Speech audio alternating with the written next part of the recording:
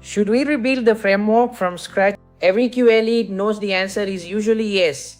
The existing suite is 3 years old, built by engineers who left 18 months ago, held together with workarounds and tribal knowledge, actively resisting every attempt to add new tests cleanly. And the reason the answer is always not right now is time. Building a production-ready Playwright POM framework from scratch is 3 to 4 weeks of senior engineer time. Time nobody has. Building a production-ready Playwright POM framework from scratch is a heavy lift. 5 days ago, I decided to find out how much of that time could be eliminated with a well-constructed AI prompt. One prompt, clothes Sunak. 23 generated files, 4 things that needed fixing. Framework live by end of day 5.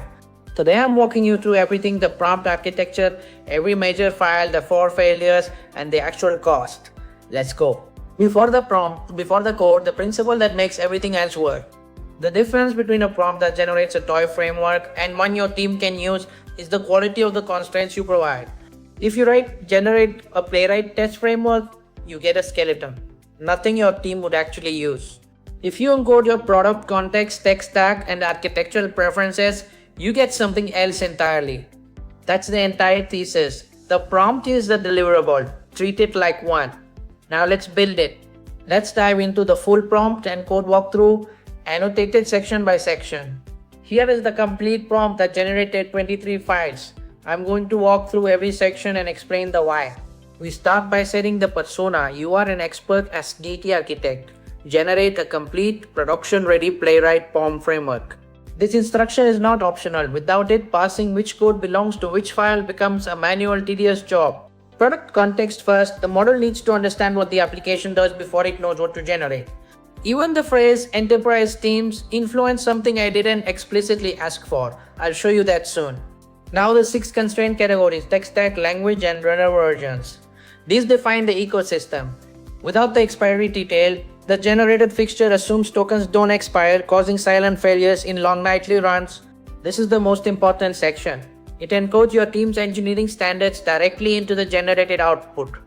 Without explicit waits only, the model defaults to unstable sleep timers. We force it to use proper selectors.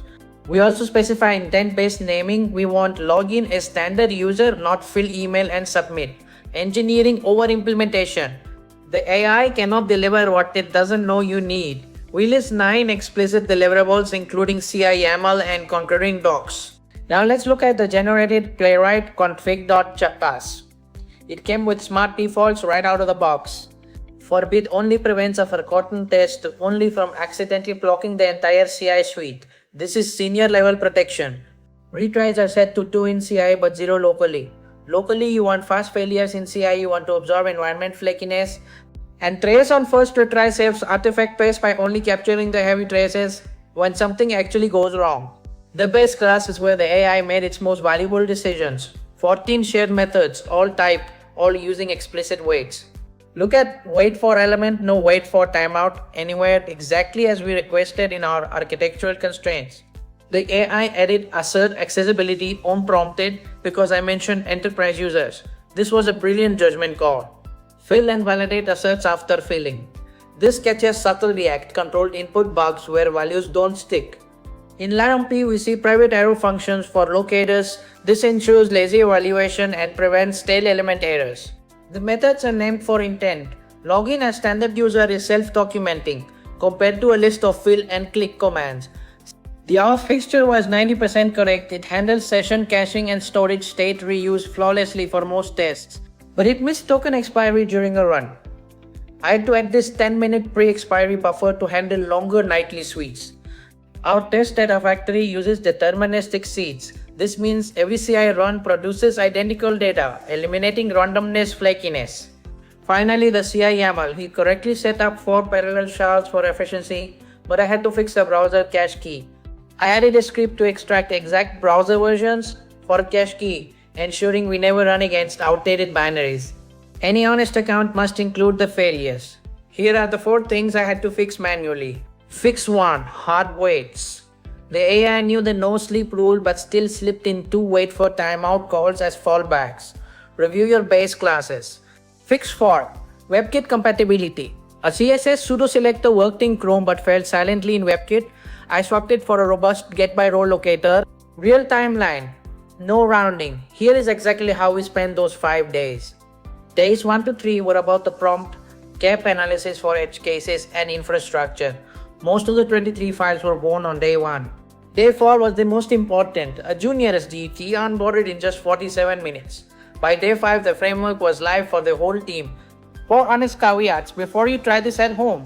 1. Prompt quality is the bottleneck. This approach amplifies senior engineering judgment. It does not replace it. 3. The 80-20 rule. AI handles the generalizable parts well. Your proprietary logic and custom flows still need human hands.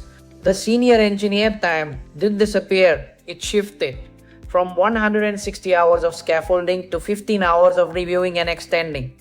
The prompt and all files are linked in the description. Subscribe to Automate and Elevate for the rest of the AI QE series. See you in the next one.